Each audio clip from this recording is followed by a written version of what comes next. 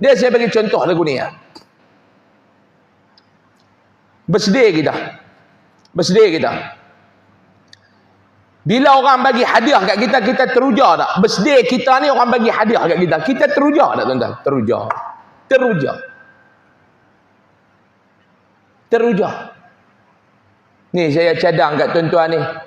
Ustaz-ustaz duk main, duk mengajak gambar, duk keluar kot TV tu tadi ni.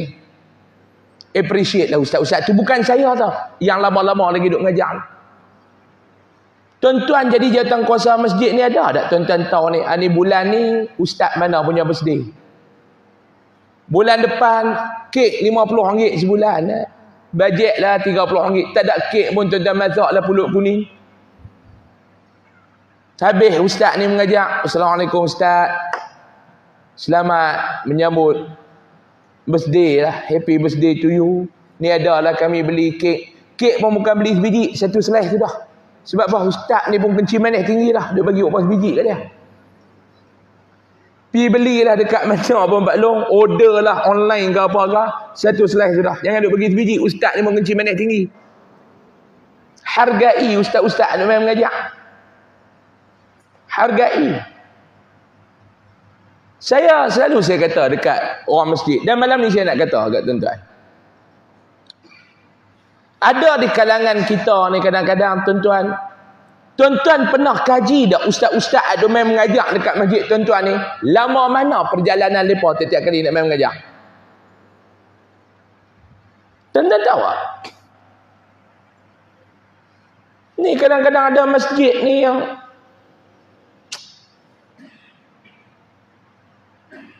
saya habaq betul. Saya ni kalau orang tak peringat saya kata kuliah saya tak main dah.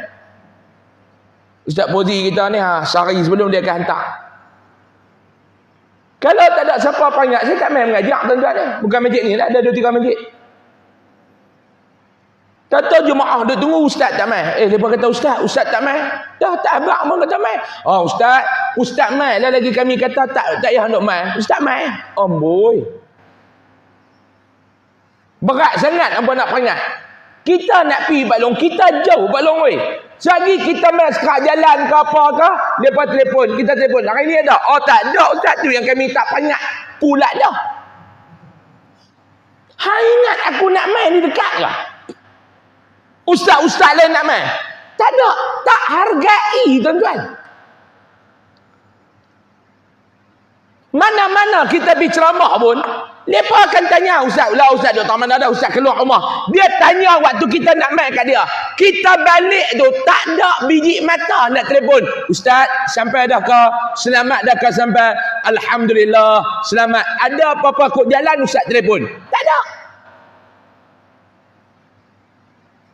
Batu haduk jaga jawatan kuasa, haduk jaga bahagian kuliah-kuliah ni. Cuba hampir melawat tengok rumah ustaz-ustaz. Biar tahu setiap ustaz ada main mengajak dekat masjid kita ni, jauh mana perjalanan tu? Jauh mana perjalanan mereka main? Kadang-kadang dia berkira. Kira dengan ustaz-ustaz ni berkira.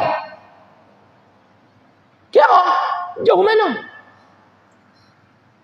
Ada kita pernah pergi jalan tengok rumah ustaz. Keadaan ustaz tu hidup dia lagu mana? Dia duk main mengajak masjid kita duk bayang kat dia tengah 200, 120 cukup ke? Dia pi dia balik minyak banyak mana? Dia nak balik jual ustaz pibuh minyak tentu guna AC saya. Haram tak semua? Tak. Pi tengok keadaan dia, bini dia kerja apa, dia duk belak. Tuan-tuan, saya nak cerita satu pengalaman saya nak cerita. Dulu kan ada sekali kuat kuasa ni lah. Dia kuat kuasa Jabatan Agama, kuat kuasa tentang tauliah. Masa awal-awal dulu ni. Alhamdulillah. Jabatan Agama pun banyak permudahkan urusan tauliah para asatizah kita ni. Saya ucapkan jutaan terima kasih lah. Mewakili asatizah kita ni, saya ucap jutaan terima kasih pada pihak Jabatan Agama Islam Pulau Pinang yang mempermudahkan urusan berkaitan dengan tauliah asatizah kita ni. Awal-awal dulu ni masa kuat kuasa tu sebelum nak selaras ke apa, Saya balik mengajak. Saya bukan balik mengajak. Saya nak pi mengajak. Tak boleh. Jam teruk. Saya nak pi ke Batu Feringgi. Masa tu ada perayaan apa tau. Mereka duk belarak jam. Tengok-tengok dalam map ni. Nak sampai sana. Masa tu lebih kurang 9.20. Orang dah nak balik. Siapa nak dengar kuliah.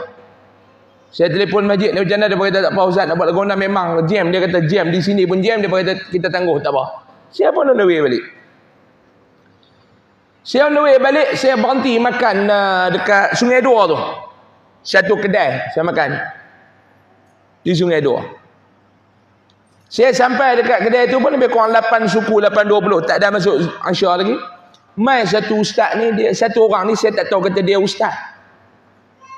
Dia mai tegur saya, Assalamualaikum Ustaz. Waalaikumsalam.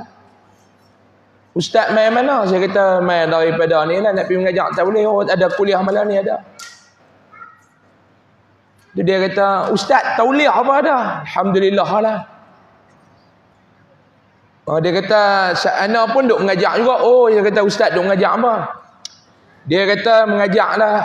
Duk mengajak kelas-kelas kuliah ni, tapi dia duk mengajak Quran tajwid. Dia duk ngajak Quran tajwid ni lah. Adalah dia kata satu bulan lebih kurang dalam 15-12 malam ana duk ngajak jugalah Quran tajwid. Dan kadang-kadang ada mana-mana masjid yang ustaz-ustaz tak boleh pergi mengajak tu, ana pergi ganti-ganti dia betul lah. Oh, betul ni saya tanya dia, Ustaz tak ada kuliah? Dia kata tak ada tauliah. Semua masjid stop. Oh. Saya kata, Ustaz duk buat kerja apa lagi lain pada duk mengajak? Tak ada Ustaz, yang tu je lah pendapatan. Ustaz anak berapa orang? Dia habaq 2 ke 3 orang anak. Isteri tak kerja. Kalau tak salah ingatan saya lah, mak duk sakit ke mak dia ke mak mentua duk sakit, duduk dengan dia. Duk belah juga. Mak duk sakit ke ayah duk sakit. Saya ingat begitu lah. Cuma ni dia ni tanggungjawab anak duk kena belah mak pak sakit. Pendapatan tak ada.